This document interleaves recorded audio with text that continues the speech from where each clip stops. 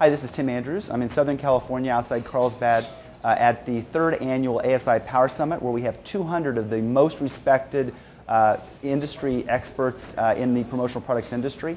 They're gathered here to interact over the course of the next couple of days to really talk about not only what happened in 2009 and what that meant for the industry and what it means going forward, but most importantly to start thinking about and planning for 2010. And really, as suppliers or decorators or distributors, really talk about what's on the horizon for the industry.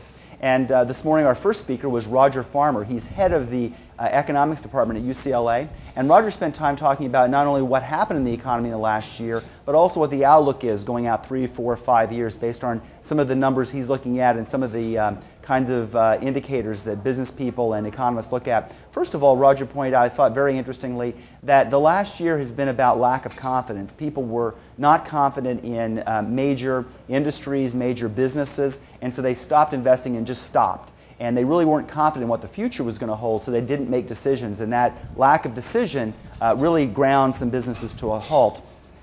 We asked our audience, though, of about 200 people, how confident they were that, for instance, the recession was over. And while Roger says that the indicators show that the recession ended 2 or 3 months ago, only about half of our audience said that they thought the recession was already over. About half thought that it was still going on or was not really at the end yet.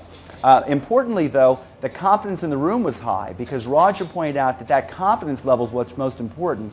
And about 70% of our audience of 200 industry executives said that they thought that 2010 was going to be a much better year. They were confident going forward, and they were going to start investing in inventory and start hiring again, which is a really good indicator.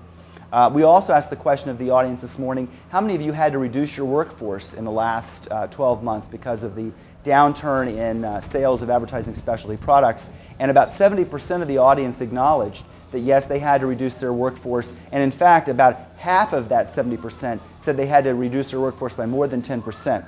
On the other hand, quite a number of people, probably about 80%, said they thought that they were going to be adding headcount in the coming 12 months as 2010 gets here. Roger Farmer, the head of the UCLA economics department, who's also a columnist for Financial Times newspaper, said that a couple things that we need to be thinking about as businesses. One is that inflation is a possibility. We really have to monitor what the commodity prices look like for the raw goods that go into our products and the prices that are occurring and what the inflation looks like in China, where we are a major importer, obviously, of Chinese goods. Because that really could drive some inflation and could drive higher prices overall in the United States, but also in our industry. And he also pointed out that as jobs start to recover, which could take a very long time, wages are likely to go up as well. And in terms of the unemployment rate, as Roger pointed out, it's very close to 10%. In some industries and some sectors, especially manufacturing, it's above 10%. And he says it's going to be 5 to more years before unemployment gets down to sort of the 5 to 6% rate that we had only a couple of years ago. We also had another session on what's working in your company and what people are doing, and I would say it really boiled down to a few things. First, communication. People said it's very important to communicate to your customers what's going on in your business, what do you see in the world, and also, of course, to your employees to let them know what's the expectation, what's happening. Second thing is to have a plan and really make sure that you're executing against that plan. Very difficult to plan sometimes when things are going out of your control in the economy, but you should really have a plan of what's your ideas to drive top-line revenue, to take costs out, and really stick to that plan. And then when something changes in the macroeconomic world, or you get a big order or you lose a big order, you make adjustments then. But you have to have a baseline plan. You can't come to work every day and your employees can't come to work every day not knowing what the expectations are that you have for them and that they should have for you. Also, you have to reward people. Just because we've had a tough 2009 doesn't mean there haven't been some good things to celebrate. So you should really celebrate some of those things. They don't have to be big, expensive items, but they can be something like a bowling party that you might go out to. It might be just having an afternoon where you just serve ice cream to people. Could be gifts that you give people for their birthday or for a special anniversary. Very important that we do some things for our employees that we're working with, and also to remind ourselves to do those one-on-one things. One of the distributors on the panel said that she was spending a lot of time with one-on-one client meetings and client touches. Some clients have more time right now to spend with people and are looking to really talk about what's going on in their business, what their plan is for 2010. Now is the time to be asking people, what's changed in your business for 2009? How do you see the fall shaping up in 2010 and what you're planning? You've got to be in there with them right now. If you haven't talked to a client or a prospect in the last 30 days, you don't know their business because things are changing very rapidly. Unless you've really communicated with them by telephone or in person or an email, whatever way works for you and for them, you really don't know what's on their mind.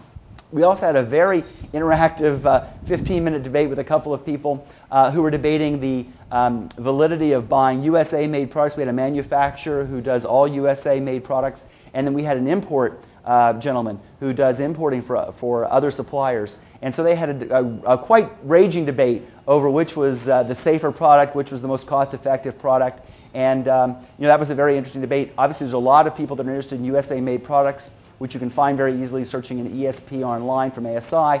But there's a lot of importing going on in the industry. And I think the bottom line was people said, price isn't always the determinant. You should really make sure you understand where's your product coming from. Whether it's made in the USA or whether it's imported, you need to know where's it coming from, is it safe, is it socially responsibly created product, and make sure that when your end buyer, if you're a distributor, when your end buyer asks you where did the product come from, you need to be able to answer that question.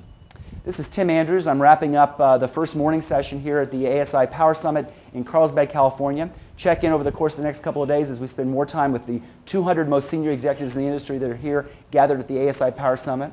And I'll catch up with you later today. Thank you very much.